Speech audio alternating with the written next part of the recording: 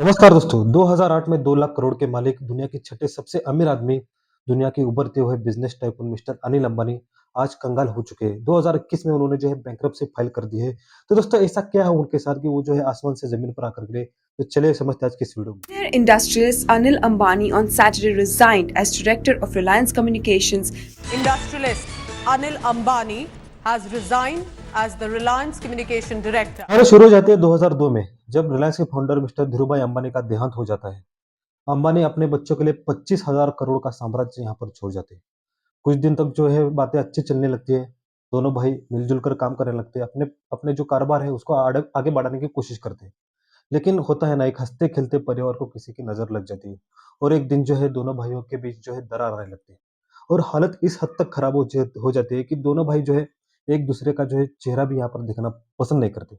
इसका जो असर होता है वो कारोबार पर पड़ने लगता है और इस बीच जो है माँ कोकिलाबेन एक यहाँ पर एक फैसला लेती है कि दोनों भाइयों के बीच जो है इतना बड़ा साम्राज्य है समान रूप से जो है बाँट दिया जाए।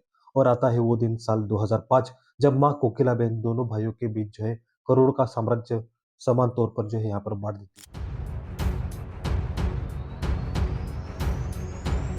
बँटवारे के बाद बड़े भाई मुकेश के पास आती है Reliance industries, Reliance infrastructure, Reliance petroleum जैसी पुरानी कंपनियाँ और छोटे भाई अनिल के पास आती है रिलायंस कैपिटल, रिलायंस कम्युनिकेशन और रिलायंस ब्रॉडकास्ट जैसी नई उभरती कंपनियाँ। अनिल को जो है शुरुआती से लाइमलाइट में रहने का शौक था। बड़ी-बड़ी पार्टियों में जाना, सुर्खियों में रहना, इन सब से जो है उसकी पॉपुलैरिटी जो है बढ़ने लगी। बँटवारे के बाद अनिल ने अपना सबसे बड़ा दाँव तब खेला जब उन्होंने जो है $2 बिलियन की इन्वेस्टमेंट कर दी रिलायंस कम्युनिकेशन में 3G लाइसेंस लेके। उन्होंने जो है सीडीएमए यंत्रणा के तहत लोगों को वीडियो कॉलिंग, इंटरनेट जैसी सुविधाएँ देना चालू कर दिया और देखते-देखते रिलायंस कम्युनिकेशन जो है भारत की दूसरी सबसे बड़ी टेलीकॉम कंपनी यहाँ पर बन गई। उसके बाद उनकी दूसरी सबसे बड़ी कंपनी रिलायंस पावर ने तो यहाँ पर जो इतिहास रच दिया। 2008 में जब रिलायंस पावर का आईपीओ लॉन्च होता है, तो वो पहले 1 मिनट में ही जो है सब्सक्राइब हो जाता है। The rush for Reliance Power's 11,700 crore rupee IPO had both seasoned small-time and first-time retail investors making a beeline to apply. The issue was oversubscribed twice over within 50 seconds. और उसके साथ ही अनिल अंबानी दुनिया के छठे सबसे अमीर आदमी यहाँ पर बन जाते हैं। साल 2008 खत्म होते-होते 2 लाख करोड़ के मालिक यहाँ पर बन जाते हैं। 2008 से 2010 तक अनिल अंबानी अपनी पीक पर रहते हैं। मतलब सुर्खियों में बने रहना, न्यूज़पेपर की हेडलाइन बनना, बड़ी-बड़ी पार्टियों में जाना, अपने ऑफिस आने-जाने के लिए भी जो है हेलीकॉप्टर का इस्तेमाल करना। ये सब जो बातें हैं उनके लिए आम बात होने लगती है। तो दोस्तों यहाँ तक तो सब कुछ ठीक था, लेकिन अभी क्लाइमैक्स बाकी है। आगे आने वाली घटनाएँ ऐसी घटती है कि जहाँ से उनकी लाइफ पूरी यहाँ से चेंज होने लगती है। झटका उनको तब लगता है जब वोडाफ़ोन, एयरटेल जैसी कंपनियाँ 4G सर्विस लॉन्च कर देती है। एग्रेसिव प्रमोशन, बेटर क्वालिटी के साथ बाकी की सारी कंपनियाँ रिलायंस कम्युनिकेशन को एक साइड में कर देती है। धीरे-धीरे जो है रिलायंस कम्युनिकेशन के सब्सक्राइबर कम होने लगते हैं। कारण था रिलायंस कम्युनिकेशन जिस तकनीक का उपयोग करता था वो था सीडीएमए जो सिर्फ 3G तकनीक तक सीमित था। लेकिन 4G के लिए चाहिए था जीएसएमए जो बाकी कंपनियाँ यूज़ करके ग्राहक को अच्छी खासी सर्विस देती थी। का अंदाज़ा अनिल को बड़ी देर के बाद लगता है। वो फिर से जो है जीएसएम यंत्रणा पर काम करने लगते हैं। लेकिन तब तक काफ़ी देर हो चुकी होती है, बाकी कंपनियाँ उनसे आगे निकल चुकी होती हैं और रिलायंस का डाउनफॉल यहीं से चालू होता है। धीरे-धीरे इनके सब्सक्राइबर इतने डाउन होते हैं कि एक ही साल में उनके सब्सक्राइबर 50% डाउन हो चुके होते हैं। धीरे वो इस दर से उबर नहीं लगते कि उनको दूसरा झटका लगता है। मुकेश अंबानी अपनी नेचुरल गैस की कीमतें यहाँ पर जो है बढ़ा देते हैं। समझे? कुछ नहीं समझे? चलो बताता हूँ। थोड़ा पीछे चलते हैं।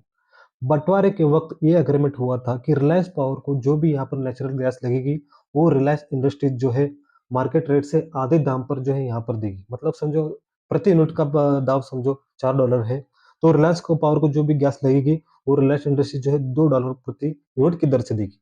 लेकिन मुकेश अंबानी यहाँ पर ये कहते हैं कि मुझे भी जो है अपना प्रॉफ़िट यहाँ पर कुछ बरकरार रखना है, मार्केट में कीमतें बढ़ी हुई है, मुझे भी जो है अपने रेट यहाँ पर जो है बढ़ाने लगते हैं।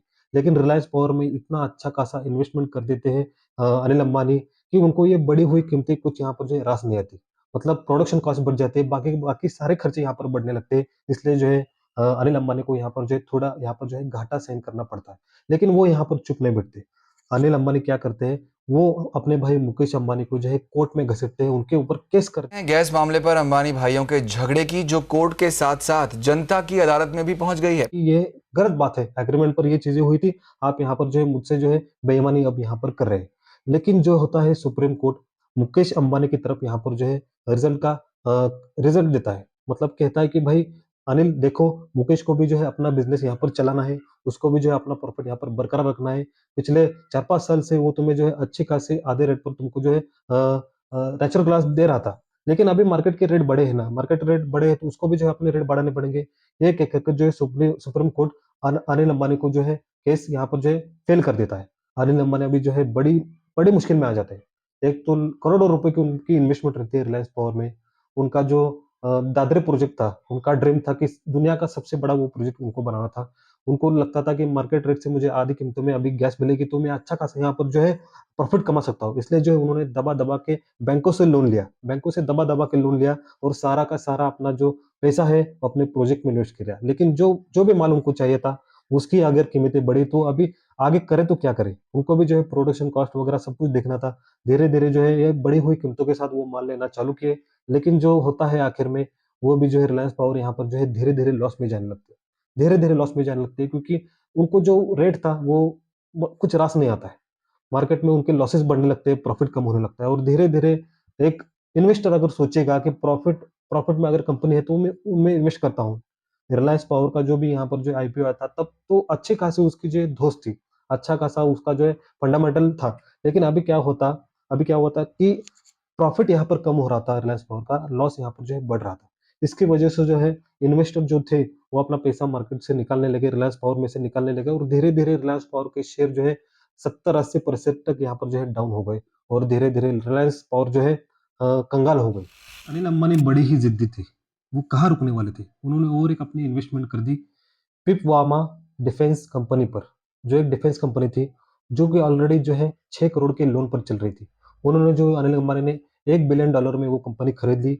डिफेंस के मतलब जो राफेल, नदाल वगैरह जो कोई भी जहाज होते हैं, वो तैयार करती थी, सरकार को सप्लाई करती थी। आपने राफेल वगैरह सुना है? Defense Defense is gearing up for the takeoff of its Rafale jets manufacturing plant. उस कंपनी का जो है प्रोजेक्ट था, अनिल अंबानी कंपनी का, लेकिन उनको कुछ अनुभव नहीं था। डिफेंस कंपनी का उनको कुछ अनुभव ही नहीं था, वो इन्वेस्ट नहीं कर रहा था, इसलिए जो है होना क्या था? फिर होना क्या था, ये कंपनी भी जो है लॉस में जाने लगी और धीरे-धीरे उन पर जो है लोन बढ़ने लगा। लोन इतना बढ़ने लगा कि सारी कंपनियाँ उनको जो है बेचनी पड़ी, अपना लोन चुकाने के लिए उन्होंने जो अपना घर, ज़मीन सारी बेच डाली। देश के टॉप उद्योगपतियों में शुमार रहे अनिल अंबानी की हैसियत ऐसी हो गई है कि वो अपने वकीलों की फीस भी नहीं भर सकते। कर्ज के बोझ तले दबे अनिल अंबानी ने यूके कोर्ट में बताया कि उन्हें वकीलों की फीस देने के लिए अपने गहने 2017 की तो ये घटना उनको भिखारी ही बना देती है। 2017 में होता है जियो लॉन्च, अपनी ज़बरदस्त मार्केटिंग स्ट्रैटेजी, मुफ्त इंटरनेट, इसके साथ मार्केट में जो भी बाकी सारी टेलीकॉम कंपनियाँ थी, पत्तों की तरह जो है झड़ जाती है।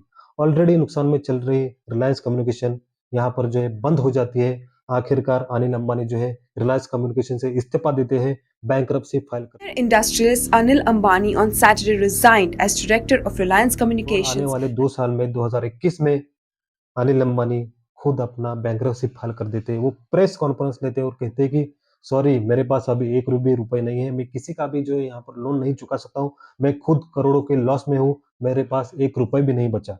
ऑन पेपर वो जो है भिखारी बन चुके होते हैं। तो दोस्तों देखा आपने कि किस तरह अनिल अंबानी ने अपनी चकाचौंध भरी ज़िंदगी से एक कंगाली तक का यहाँ पर जो है सफ़र तय किया है, क्योंकि उन्होंने कुछ यहाँ पर डिसीज़न गलत लिए, उन्होंने कुछ यहाँ पर एग्रेसिव इन्वेस्टमेंट की बिना कोई सोचे-समझे। तो दोस्तों आखिरकार यही होता है, आप अगर मार्केट में बिना कोई सोचे-समझे कदम उठाओगे, तो आप जो है बड़ी मुसीबत में फँसने वाले होते हैं। तो दोस्तों आपको अगर ये वीडियो अच्छा लगे तो इस वीडियो को लाइक शेयर सब्सक्राइब करो। तब तक के लिए बाय।